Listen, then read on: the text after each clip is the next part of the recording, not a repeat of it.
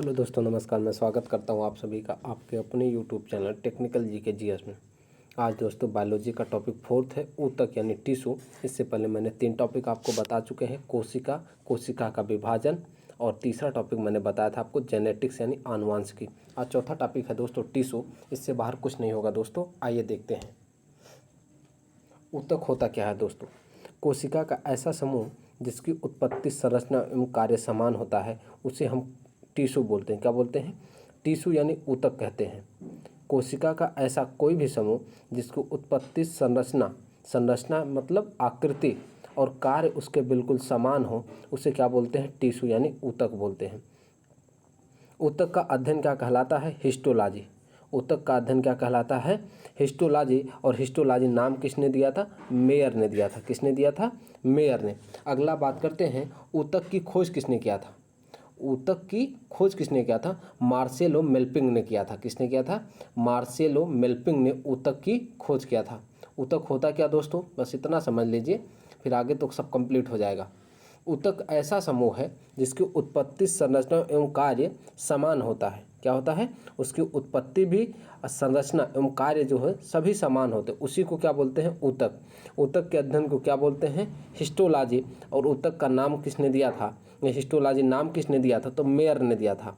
और ऊतक की खोज की बात करेंगे तो मार्सेलो मेल्पिंग ने किया था। ऊतक कितने प्रकार के होते हैं? ये 2 प्रकार के होते हैं। एक जंतु ऊतक होता है, एक पादप ऊतक होते हैं। एक जंतु ऊतक और पादप ऊतक यानी एनिमल टिश्यू और प्लांट टिश्यू। अब देखते हैं एनिमल टिश्यू यानी जंतु ऊतक कितने प्रकार के होते हैं। तो एनिमल टिश्यू यानी जंतु ऊतक 4 प्रकार से बनते हैं। कितने प्रकार से? 4 प्रकार से बनते हैं। पहला उपकला ऊतक, जिसे एपिथेलियल टिश्यू बोलते हैं। एक मस्कुलर टिश्यू यानी पेशी ऊतक, एक होता है पेशी ऊतक। तीसरा होता है कनेक्टिव टिश्यू यानी संयोजी ऊतक। और चौथा तंत्रिका ऊतक यानी नर्व टिश्यू। ये 4 प्रकार के जंतु टिश्यू होते हैं। यानी एनिमल टिश्यू कितने प्रकार के होते हैं? 4 प्रकार के होते हैं। अगला बात करते हैं दोस्तों, उपकला ऊतक होता क्या है? उपकला ऊतक होता क्या है? हमारे शरीर के सबसे बाहरी हिस्सों में मिलता है ये। उपकला ऊतक जो होता है दोस्तों हमारे शरीर के सबसे बाहरी हिस्सों में मिलता है। ये स्किन का सबसे ऊपरी लेयर होता है, यानी जो हमारी बॉडी है इसका सबसे ऊपरी लेयर जो होता है वही उपकला ऊतक होता है। ये हमारे शरीर को रक्षा प्रदान करता है। उपकला ऊतक ये जो होता है दोस्तों, ये हमारे शरीर का सबसे बाहरी हिस्सों में मिलता है। स्किन का सबसे ऊपरी लेयर होता है, सबसे ऊपर जो चमड़ा दिखता है ये स्किन का, इसे ही उपकला ऊतक कहते हैं। ये हमको रक्षा प्रदान करता है, हमारे शरीर को रक्षा प्रदान करता है। अगला बात करते हैं पेशी ऊतक का। ये मांसपेशी में मिलता है। कहाँ पे? मांसपेशी में मिलता है। हम नाम से ही पता चल रहा है पेशी ऊतक, यानी ये मांसपेशी में मिलते हैं। इसमें जो होता है दोस्तों पेशी ऊतक में मायोसिन तथा एक्टिन नामक की प्रोटीन मिलता है। कौन सा प्रोटीन मिलता है? याद रखिएगा, मायोसिन एंड एक्टिन। मायोसिन तथा एक्टिन नामक प्रोटीन मिलता है। कहाँ पे? पेशी ऊतक में, जो हमारे मांसपेशी को फैलने और सिकुड़ने में मदद करता है। तो पेशी ऊतक में किस प्रकार के प्रोटीन मिलते हैं? तो एक मिलता है मायोसिन तथा एक्टिन नामक प्रोटीन मिलते हैं, जो हमारे मांसपेशी को फैलने और सिकुड़ने में क्या करते हैं? मदद करते हैं। और बात करेंगे पेशी ऊतक, ये 2 प्रकार के होते हैं, 3 प्रकार के होते हैं दोस्तों। कितने प्रकार के होते हैं? पेशी ऊतक 3 प्रकार के होते हैं। एक ऐच्छिक पेशिक, क्या होता है? एक ऐच्छिक पेशिक जो हमारे अनुसार काम करे, जो हमारे अनुसार काम करता है वो ऐच्छिक पेशी होता है। जैसे हाथ पैर की पेशी क्या होती है? ये हमारे हिसाब से चलती हैं। जब चाहे तब उठा लिए, जब चाहे बैठा दिए। पैर जब चाहे हम चलना शुरू कर दिए, जब चाहे बैठ जाते हैं। तो जो हमारे इच्छा के अनुसार काम करती हैं उन्हें ऐच्छिक पेशी कहते हैं। और अनैच्छिक पेशी होती हैं नो, यानी जो हमारे इच्छा के अनुसार कार्य नहीं करती हैं, वो निरंतर काम करती ही रहती हैं। हम उसको अपने से रोक नहीं सकते, जब मेरा मन करे उसको हम रोक नहीं सकते हैं, वो अनैच्छिक पेशी हो जाती हैं। किडनी को आप रोक नहीं सकते हैं। लीवर यानी यकृत, इसको आप रोक नहीं सकते, इसका जो कार्य है निरंतर चलता रहेगा। लंग्स, फेफड़े, आप सांस लेते रहेंगे हमेशा। तो जो हमारे इच्छा के अनुसार नहीं चलती हैं उसे अनैच्छिक पेशी कहते हैं, और जो हमारे इच्छा के अनुसार कार्य करती हैं वो ऐच्छिक पेशी कहते हैं। इससे जो है दोस्तों एग्जाम्पल से क्वेश्चन बन जाते हैं, कौन से ऐच्छिक पेशी हैं, कौन अनैच्छिक पेशी हैं। कार्डियक बात करते हैं दोस्तों, कार्डियक पेशी। कौन सी? कार्डियक पेशी हार्ट में जो होती हैं, हार्ट में हृदय पेशी इसी से बना होता है। यानी जो हमारे हृदय पेशी होती है दोस्तों, किसकी बनी होती है? कार्डियक पेशी की बनी होती है। हृदय जो हमारा बना होता है वो कार्डियक पेशी का बना होता है। अगला बात करते हैं दोस्तों संयोजी ऊतक यानी कनेक्टिव टिश्यू। ये दो प्रकार के होते हैं, एक सॉलिड होते हैं, एक लिक्विड होते हैं दोस्तों। कितने प्रकार से होते हैं? दो प्रकार से, एक सॉलिड होते हैं और एक लिक्विड होते हैं, यानी एक ठोस और एक द्रव। संयोजी ऊतक हमारे शरीर के अलग अलग हिस्सों को जोड़ना, यानी संयोजी ऊतक मतलब संयोजी मतलब दो नाम से ही पता चलता है दोस्तों। संयोजी यानी कनेक्टिव टिश्यू यानी जोड़ने का कार्य करेंगे। क्या करेंगे? जोड़ने का काम करेंगे। ये दो प्रकार के होते हैं। मैंने एक बताया ठोस और एक बताया लिक्विड यानी द्रव। पहले ठोस देखते हैं क्या होता है। ठोस में दोस्तों लिगामेंट, पहला लिगामेंट होता है जो हमारी हड्डी को हड्डी से जोड़ता है। जो हमारे हड्डी को हड्डी से जोड़ता है उसे लिगामेंट बोलते हैं। दूसरा होता है टेंडन दोस्तों, टेंडन जो हमारे हड्डी को अस्थि से जोड़ता है, यानी हड्डी को मसल्स से, बोन को मसल्स से जो जोड़ता है उसे टेंडन बोलते हैं। अब बोन को बोन से जोड़ता है उसे क्या बोलते हैं? लिगामेंट। अगला बात करते हैं कार्टिलेज यानी उपास्थि। कार्टिलेज जो होता है दोस्तों ये हमारे हड्डियों के जोड़ों पर पाया जाता है, यानी ये हमारे हड्डियों के जोड़े पर क्या पाया जाता है? कार्टिलेज पाया जाता है। ये तीनों बात दोस्तों याद रखिएगा। जो होता है हड्डी को जो हड्डी से जोड़ता है वो लिगामेंट होता है। क्या होता है? लिगामेंट। जो हड्डी को उपास्थि से जोड़ता है, हड्डी को जो अस्थि से जोड़ता है वो क्या होता है? टेंडन होता है। और जो हमारे दोस्तों कार्टिलेज यानी उपास्थि होती है ये हमारे हड्डियों के जोड़ों पर पाया जाता है। कहाँ पाया जाता है? हड्डियों के जोड़े पे पाया जाता है। अगला बात करते हैं दोस्तों लिक्विड की बात करते हैं, यानी द्रव की बात करते हैं। संयोजी ऊतक होता है, ब्लड जो होता है एक संयोजी ऊतक है, लसिका एक संयोजी ऊतक है। तो किस प्रकार के हैं? द्रव संयोजी ऊतक हैं। अगला बात करते हैं दोस्तों तंत्रिका ऊतक की, यानी न्यूरॉन टिश्यू की बात करते हैं। ये न्यूरॉन से मिलकर बने होते हैं। किसके बने होते हैं? तंत्रिका टिश्यू जो होते हैं दोस्तों ये न्यूरॉन से मिलकर बने होते हैं। इस ऊतक में जन्म के बाद कभी विभाजन नहीं होता है। इस ऊतक में जन्म के बाद कभी विभाजन नहीं होता है। किस ऊतक में? तंत्रिका ऊतक में। इसी वजह से दोस्तों जैसे कभी ये होता है ना कि जो पिताजी के जैसा दिमाग रहता है वैसा लड़के का दिमाग नहीं हो पाता है। अगर कोई समझदार है बहुत ज़्यादा तो वो सोचो उसका लड़का भी बहुत समझदार होगा, तो ऐसा बिल्कुल नहीं है, क्योंकि इसमें जन्म के बाद कभी विभाजन हो ही नहीं सकता। एक बार अगर जन्म हो गया तो इसमें कोई परिवर्तन ला नहीं सकते हैं, तो इसे बोलते हैं तंत्रिका ऊतक। अगला बात करते हैं दोस्तों पादप ऊतक की। हमने ये एनिमल ऊतक बता दिया दोस्तों। अब बात करते हैं पादप ऊतक की, यानी प्लांट टिश्यू। प्लांट टिश्यू दो प्रकार के होते हैं दोस्तों, एक विभाज्योतक ऊतक होता है, एक अस्थायी ऊतक होता है। एक विभाज्योतक ऊतक होता है, एक अस्थायी ऊतक होता है। विभाज्योतक ऊतक क्या होता है दोस्तों? ये ऐसे ऊतक होते हैं जिसमें विभाजन होता है, यानी इसके नाम से ही पता चलता है दोस्तों विभाज्योतक ऊतक यानी विभाजन होगा। ऐसे ऊतक जिसमें विभाजन होता है उसे विभाज्योतक ऊतक कहते हैं। तो विभाज्योतक ऊतक का कार्य क्या होता है दोस्तों? ये पौधों में विकास, ये जो हमारा प्लांट होते हैं यानी पौधे होते हैं, पौधों में विकास या उसकी लंबाई के लिए आवश्यक होते हैं। पौधों में जो भी विकास होता है और उसकी जो लंबाई ग्रोथ करती है, कौन सा ऊतक सहायक होता है? तो विभाज्योतक ऊतक सहायक होता है। अब बात करते हैं दोस्तों विभाज्योतक ऊतक कितने प्रकार के होते हैं। तो विभाज्योतक ऊतक भी 3 प्रकार के होते हैं। कितने प्रकार के होते हैं? 3 प्रकार के विभाज्योतक ऊतक भी होते हैं। एक एक करके देखते हैं। पहला होता है शीर्षस्थ ऊतक। क्या होता है? शीर्षस्थ ऊतक यानी जो शीर्ष यानी सबसे ऊपर रहेगा जो दोस्तों। अगला होता है पार्श्व ऊतक और तीसरा होता है अंतर्वेशी विभाज्योतक। क्या होता है? अंतर्वेशी विभाज्योतक ऊतक। पार्श्व विभाज्योतक ऊतक यानी शीर्षस्थ विभाज्योतक ऊतक। शीर्षस्थ जो होता है दोस्तों ये प्लांट के ऊपरी हिस्सों में, प्लांट का जो भी ऊपरी हिस्सा ग्रोथ करता है किसके कारण होता है? शीर्षस्थ विभाज्योतक ऊतक के कारण होता है। और दोस्तों जो रूट के एंड में यानी जो जड़ के एंड में जड़ के नीचे जो विकास होता है उसमें भी शीर्षत विभाजोतक ऊतक का मदद होता है। तो यानी दोस्तों शीर्षत विभाजोतक ऊतक को प्राइमरी ग्रोथ कहते हैं। क्या बोलते हैं? प्राइमरी ग्रोथ कहते हैं। पार्श्व विभाजोतक की बात करते हैं, इसे सेकेंडरी ग्रोथ कहते हैं। दोस्तों जड़ और तने की मोटाई में जो वृद्धि होती है, जड़ और तने की मोटाई में जो वृद्धि होती है, ये किसके कारण होता है? पार्श्व विभाजोतक ऊतक के कारण होता है।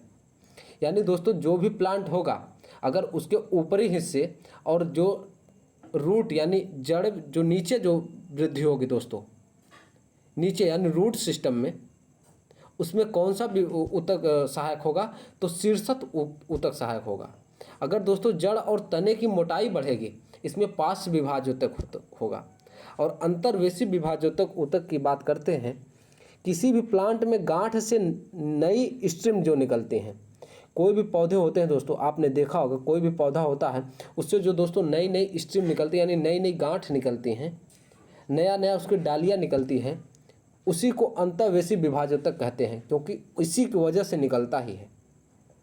ये मैंने फिगर बनाया हुआ दोस्तों, ये कोई पौधा मान लीजिए और इसके सबसे ऊपरी हिस्से में तो इसकी वजह से जो वृद्धि होती है इसमें, तो किसकी वजह से? शीर्षत विभाजोतक की वजह से। और दोस्तों जो ये नीचे एंड में यानी जो रूट सिस्टम में यानी जड़ में ये जो मतलब दोस्तों वृद्धि हो रही है, ये किसकी वजह से हो रही है?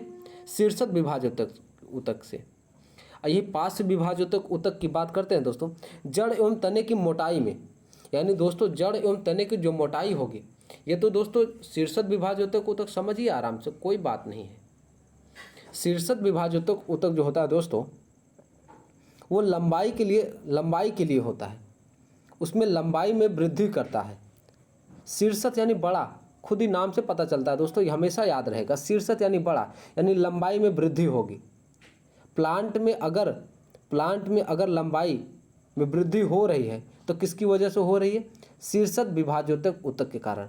और जड़ या तने की मोटाई बढ़ रही है दोस्तों, तो किसकी वजह से होती रही? पार्श्व विभाजोतक ऊतक की वजह से हो रही है। और जो दोस्तों प्लांट में अगर नई गांठ निकल रही है, नई स्टेम निकल रहे हैं, तो किसकी वजह से हो रहा है? अंतर्वेशी विभाजोतक ऊतक के कारण हो रहे हैं। यानी दोस्तों जो पार्श्व विभाजोतक होता है उसे सेकेंडरी ग्रोथ कहते हैं, और जो शीर्षत होता है इसे प्राइमरी ग्रोथ कहते हैं। आगे देखते हैं दोस्तों अस्थायी ऊतक। अभी हम बताए हैं ना दोस्तों आपको, अभी हमने आपको बताया ना, पादप ऊतक कितने प्रकार से होते हैं? 2 प्रकार से। पादप ऊतक कितने प्रकार से होते हैं? 2 प्रकार से। एक विभाजोतक ऊतक होता है, एक अस्थायी ऊतक होता है। विभाजोतक ऊतक कितने प्रकार के होते हैं? 3 प्रकार के होते हैं। शीर्षत ऊतक, पार्श्व विभाजोतक ऊतक, अंतर्वेशी विभाजोतक। इसके बारे में आपको मैं बताया। अब अगला देखते हैं दोस्तों अस्थायी ऊतक क्या होता है। ये अस्थायी ऊतक भी 2 प्रकार के होते हैं। कितने प्रकार के होते हैं? 2 प्रकार के होते हैं। एक होता है साधारण ऊतक होता है, एक जटिल ऊतक होता है। एक क्या होता है? एक साधारण ऊतक होता है और एक जटिल ऊतक होता है। तो साधारण ऊतक की बात करते हैं दोस्तों, एक ही कोशिका से निर्मित होते हैं। एक ही कोशिका से जो निर्मित होते हैं उसे सिंपल टिश्यू यानी साधारण ऊतक होते हैं। ये जो जटिल ऊतक होते हैं, कॉम्प्लेक्स टिश्यू यानी अलग अलग प्रकार की कोशिकाओं से जो निर्मित होते हैं उसे जटिल ऊतक कहते हैं। यानी एक ही प्रकार के जो कोशिका से निर्मित होते हैं उसे साधारण ऊतक, अलग अलग प्रकार की कोशिकाओं से निर्मित जो होते हैं उन्हें हम जटिल ऊतक कहते हैं। अस्थायी ऊतक कितने प्रकार से होते हैं? 2 प्रकार के, एक साधारण ऊतक, एक जटिल ऊतक। एक ही प्रकार की कोशिका को निर्मित जो ऊतक होते हैं उसे साधारण ऊतक, और अलग अलग प्रकार के कोशिकाओं से जो निर्मित होते हैं उसे क्या बोलते हैं? जटिल ऊतक। अब दोस्तों बात करते हैं साधारण ऊतक की। साधारण ऊतक दोस्तों 3 प्रकार के होते हैं। कितने प्रकार के होते हैं? साधारण ऊतक भी दोस्तों 3 प्रकार के होते हैं। एक होता है पैरेन्काइमा, एक होता है कोलेनकाइमा, एक स्क्लेरेन्काइमा। दोस्तों इसका नाम भी इंग्लिश में ही आता है, बहुत रेयर केस में देखा जाता है कि ये हिंदी में आपसे पूछा जाए, इसलिए कोशिश करिएगा कि इंग्लिश में ही याद रखिएगा। साधारण ऊतक कितने प्रकार से होते हैं? 3 प्रकार से। एक पैरेन्काइमा यानी इसे मृदु ऊतक कहते हैं, कोलेनकाइमा जिसे स्थूल ऊतक कहते हैं, एक दृढ़ ऊतक यानी स्क्लेरेन्काइमा। अब एक एक करके देखते हैं दोस्तों पैरेन्काइमा क्या होता है। पैरेन्काइमा दोस्तों खाने को जो संचित रखता है, खाने को जो संचित रखता है वो पैरेनकाइमा होता है। तो कोई भी प्लांट में देखे होंगे दोस्तों, जो भाग उसका खाने यानी फल वल जो होता है दोस्तों, जो खाने योग्य भाग होता है वो किस में आ जाते हैं, पैरेनकाइमा होते हैं। क्योंकि प्लांट के सबसे ज़्यादा मात्रा में निकलने वाला ऊतक होता है। प्लांट में सबसे ज़्यादा मात्रा में निकलने वाले ऊतक होते हैं। ये काफ़ी मुलायम होते हैं। कैसे होते हैं, काफ़ी मुलायम होते हैं। पैरेनकाइमा क्या होता है दोस्तों, ये काफ़ी मुलायम होते हैं, खाने को संचित रखते हैं। अगला बात करते हैं दोस्तों कोलेनकाइमा का। ये प्लांट के टेंस्टाइल स्ट्रेंथ प्रदान करते हैं, यानी दोस्तों लचीला प्रदान करते हैं। ये प्लांट में लचीला प्रदान करते हैं।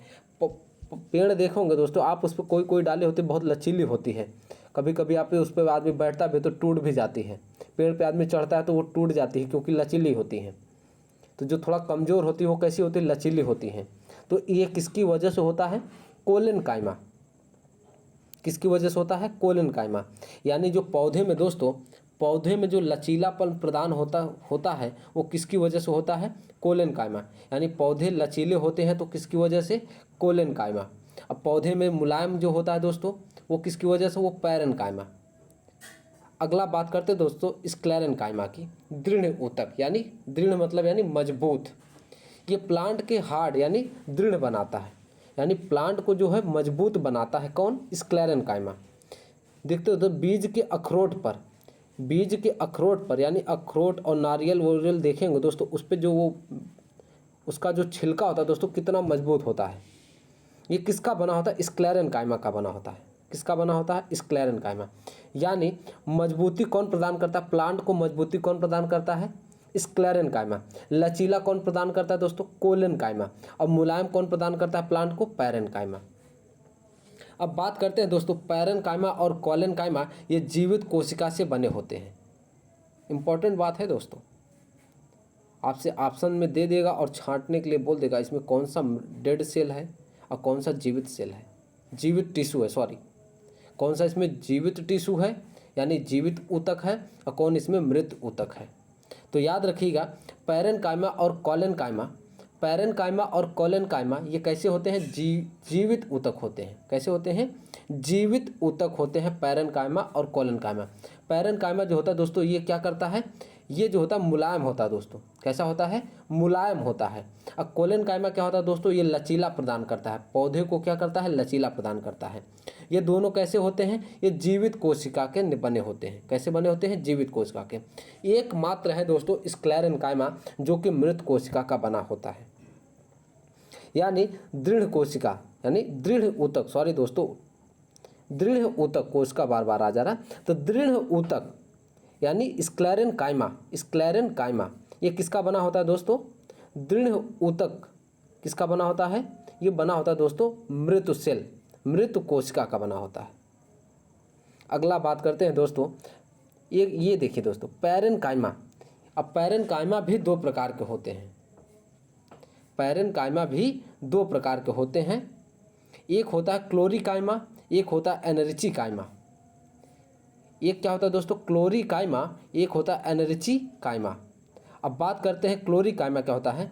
ये पैरेनकाइमा जिसमें क्लोरोफिल होगा उसमें ही पाया जाता है। ये पैरेनकाइमा जिसमें क्लोरोफिल होगा यानी पत्तियां हरी होती किसकी वजह से, क्लोरोफिल की वजह से, तो उसी में पाया जाता है दोस्तों। जहाँ क्लोरोफिल होगा वहाँ पे कौन सा पाया जाता है, क्लोरीकाइमा पाया जाता है। एनरिचीकाइमा की बात करते हैं दोस्तों, जो जल में तैरने वाले पौधे होते हैं वहाँ पे एनरिचीकाइमा पाया जाता है। जल में तैरने वाले पौधों में कौन सा टिश्यू पाया जाता है, तो एनरिचीकाइमा पाया जाता है। क्या पाया जाता है, एनरिचीकाइमा पाया जाता है।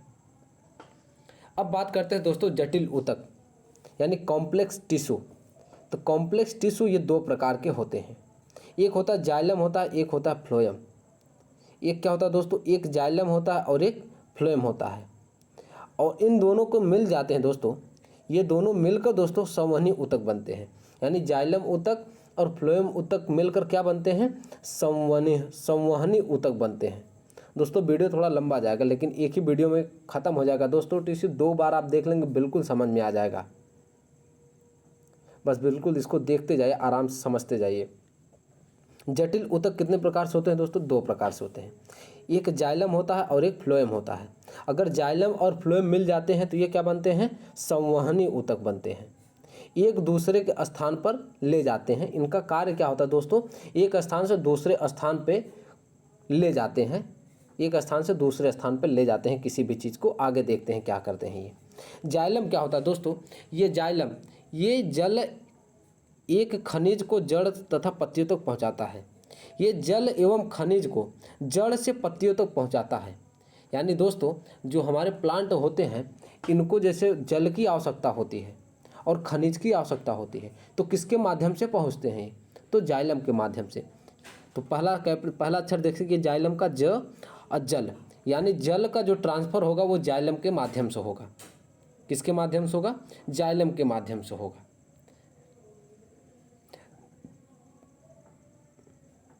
और जाइलम दोस्तों कितने प्रकार से होते हैं, जाइलम दोस्तों 4 प्रकार से बने होते हैं। कितने प्रकार के होते हैं, 4 प्रकार से बने होते हैं। पहला क्या होता है, ट्रैकिड्स जिसे वाहिनिकाएँ बोलते हैं। दूसरा होता है वेसल्स, जिसे वेसल्स वाहिनिका बोलते हैं। एक जाइलम पैरेन्काइमा होता है, एक जाइलम फाइबर होता है, यानी तंतु जिसे तनु बोलते हैं। तो जाइलम भी दोस्तों 4 प्रकार के होते हैं। आराम से याद हो जाएगा दोस्तों, बस बिल्कुल देखते जाइए आराम से। जाइलम का कार्य क्या होता है, ये जल एवं खनिज को जड़ से पत्तियों तक पहुंचाते हैं। यानी जल का जो ट्रांसफ़र होता है दोस्तों वो जाइलम के माध्यम से होता है।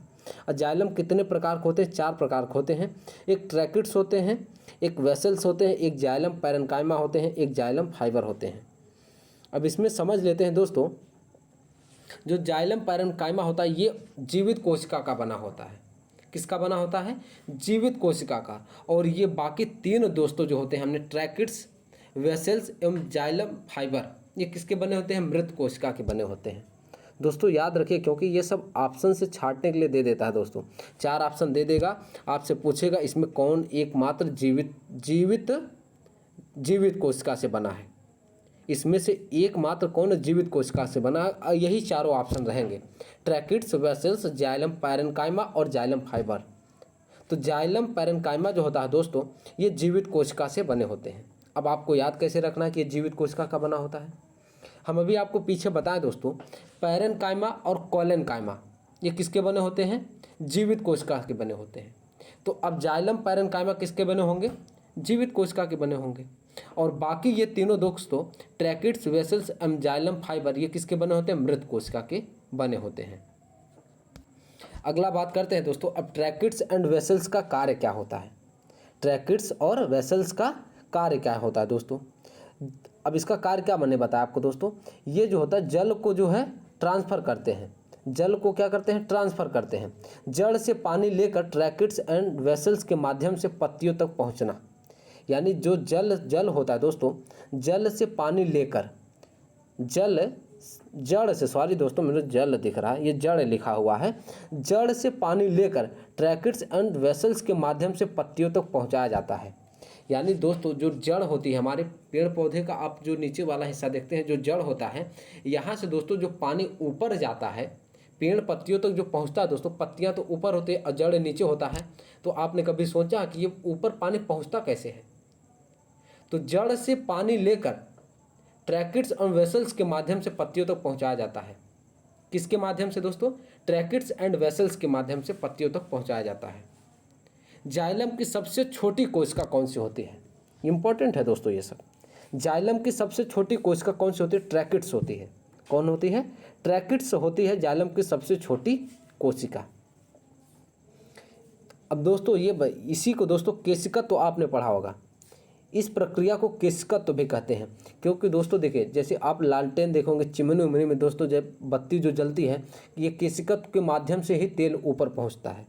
तो ऐसे ही इसे ही दोस्तों यानी ट्रैकिड्स एंड वेसल्स का कार्य होता है दोस्तों, जड़ से जो है जड़ से पानी को लेकर पत्तियों तक पहुंचाना रहता है।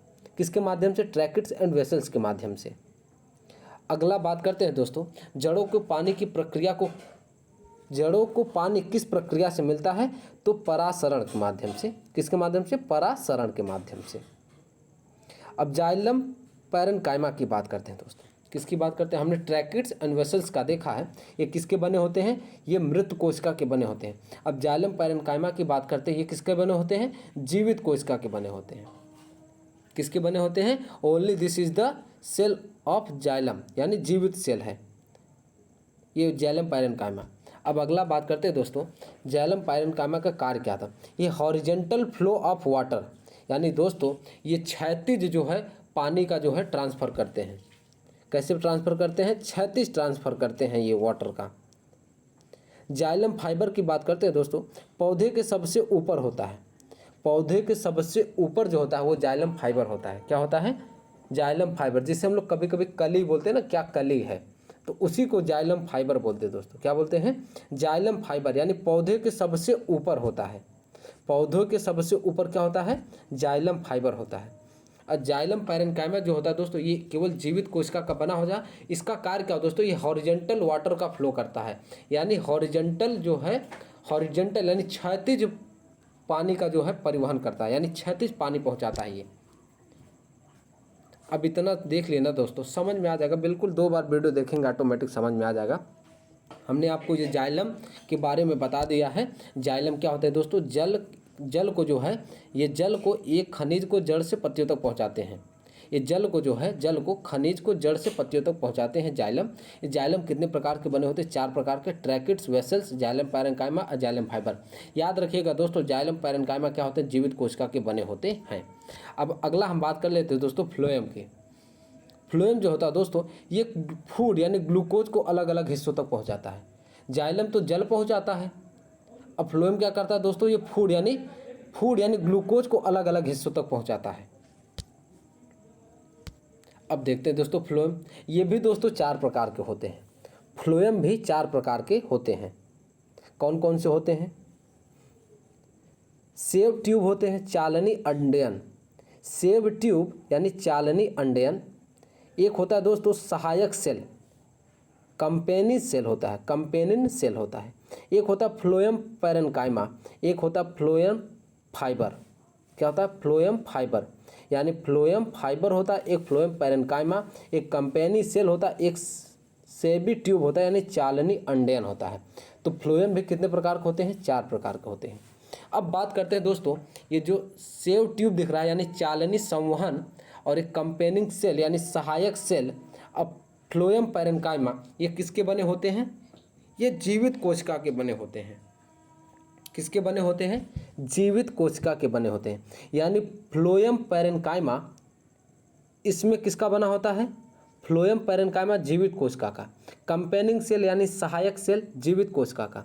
सेव ट्यूब यानी चालनी अंडयन जीवित कोशिका का। यानी ये तीनों दोस्तों जीवित कोशिका के बने होते हैं। अगर हम बात करेंगे फ्लोएम फाइबर की, ये मृत कोशिका का बना होता है। किसका बना होता है? मृत कोशिका का। जबकि मैंने अभी जस्ट आपको पीछे बताया दोस्तों, जो जाइलम पैरेन्काइमा होता है यही मात्र जो है जीवित कोशिका का बना होता है। अब बाकी वो तीनों जो होते हैं किसके बने होते हैं? मृत कोशिका के बने होते हैं। और इसमें जस्ट उल्टा है फ्लोएम में, फ्लोएम फाइबर जो होता है दोस्तों, ये जो है मृत कोशिका का बना होता है, और ये बाकी तीनों जीवित कोशिका के बने होते हैं। मुश्किल तो है दोस्तों, थोड़ा सा याद करना पड़ेगा, मुश्किल है थोड़ा सा, लेकिन याद करेंगे तो ऐसा नहीं है कि नामुमकिन है। अगला बात करते हैं दोस्तों, अब ये इनका कार्य क्या होता है? बिल्कुल सेम है ऐसी। हमने क्या बताया था? ट्रैकिड्स एंड वेसल्स का कार्य क्या बताया था? वो जल का जो होता है दोस्तों, जड़ से जल को लेकर पत्तियों तक पहुंचाते हैं। अब फ्लोएम का कार्य क्या बताया मैंने? फूड यानी ग्लूकोज को अलग अलग हिस्सों में पहुंचाते हैं। अब अलग अलग हिस्सों में पहुंचाते हैं दोस्तों, तो जो सेव ट्यूब होता है, जिसे चालनी अंडयन यानी सहायक सेल यानी कंपेनिंग सेल का कार्य क्या होता है? इन दोनों का कार्य जो है फूड का ट्रांसफ़र करना, यानी फूड को जो है एक स्थान से दूसरे स्थान तक ले जाते हैं। फ्लोएम पैरेन्काइमा का कार्य होता है दोस्तों, ये हॉरिजेंटल फूड को जो है पहुंचाते हैं। हमने जाइलम पैरेन्काइमा का बताया था, वो क्या होता है? हॉरिजेंटल जल को पहुंचाते हैं। और फ्लोएम पैरेन्काइमा क्या होगा दोस्तों? हॉरिजेंटल फूड को पहुंचाएंगे। अब फ्लोएम फाइबर का क्या कार्य होता है दोस्तों? पेड़ पौधों को मजबूती प्रदान करते हैं। क्या करते हैं? फ्लोएम फाइबर जो होता है दोस्तों, ये पेड़ पौधों को मजबूती प्रदान करता है। तो दोस्तों अगर क्वेश्चन मुश्किल बनाएगा आपको तो यहीं से क्वेश्चन बनेंगे, वो ऊपर से फिर क्वेश्चन नहीं बनेंगे दोस्तों, फिर क्वेश्चन निश्चित रूप से यहीं से बनेंगे। फ्लोएम फाइबर क्या होता है दोस्तों? ये पेड़ पौधों को मजबूती प्रदान करता है। अब फ्लोएम पैरेन्काइमा क्या होता है दोस्तों, ये हॉरिजेंटल फूड का ट्रांसफ़र करते हैं। Sieve tube and companion cell का कार्य क्या होता है, इन दोनों के माध्यम से ही फूड का ट्रांसफ़र होता है। फ्लोएम फाइबर जो होता है दोस्तों, ये मृत कोशिका का बना होता है। किसका बना होता है, मृत कोशिका का बना होता है। बात को याद रखिएगा दोस्तों। और दोस्तों बस ख़त्म होने वाला है, ये लास्ट है आपका। देखिए दोस्तों 6CO2 + 12H2O, अगर ये टूटता है दोस्तों तो ग्लूकोज क्या बनता है, ग्लूकोज C6H12O6, यानी जिसे ग्लूकोज प्लस 6O2 + 6H2O, जो 6O2 + 6H2O बनता है दोस्तों, इसी को ट्रांसपैरेशन बोलते हैं, यानी वाष्पोत्सर्जन बोलते हैं। क्या बोलते हैं, वाष्पोत्सर्जन बोलते हैं। किसके द्वारा होता है, स्टोमेटा रंध्र के द्वारा होता है। जो पत्तियां दोस्तों किस प्रकार द्वारा पेड़ पौधे मुरझा जाते हैं, पेड़ पौधे दोस्तों किस प्रकार के मुरझा जाते हैं, तो वाष्पोत्सर्जन द्वारा मुरझा जाते हैं। किसके द्वारा, वाष्पोत्सर्जन द्वारा, वाष्पोत्सर्जन द्वारा। ये वाष्पोत्सर्जन किसके द्वारा होता है दोस्तों, ट्रांसपैरेशन होता किसके कारण होता है, स्टोमेटा यानी रंध्र के द्वारा होता है। बस इतना याद रखिएगा दोस्तों, वाष्पोत्सर्जन किसके द्वारा होता है, स्टोमेटा के द्वारा होता है, यानी रंध्र के द्वारा होता है। किसके द्वारा पेड़ पौधे मुरझा जाते हैं, वाष्पोत्सर्जन के द्वारा पेड़ पौधे मुरझा जाते हैं। और वाष्पोत्सर्जन की प्रक्रिया कहाँ होती है दोस्तों, ये पत्ती में होती है। कहाँ पे होती है, पत्ती में, यानी स्टोमेटा जो होता है दोस्तों, ये कहाँ पे होता है, पत्ती में होती है, रंध्र, जिसे हिंदी में क्या बोलते हैं, रंध्र। यानी रंध्र की प्रक्रिया कहाँ होती है, स्टोमेटा, यानी पत्ती में होती है। तो किस प्रकार द्वारा पेड़ पौधे मुरझा जाते हैं, वाष्पोत्सर्जन के द्वारा। दोस्तों आज वीडियो को यही रखते हैं। Thank you very much. अगर वीडियो अच्छा लगे दोस्तों लाइक शेयर सब्सक्राइब करिए। थोड़ा सा मुश्किल है दोस्तों, 2 बार देखेंगे जरूर से जरूर क्लियर हो जाएगा, मुझे उम्मीद है। Thank you very much, bye bye.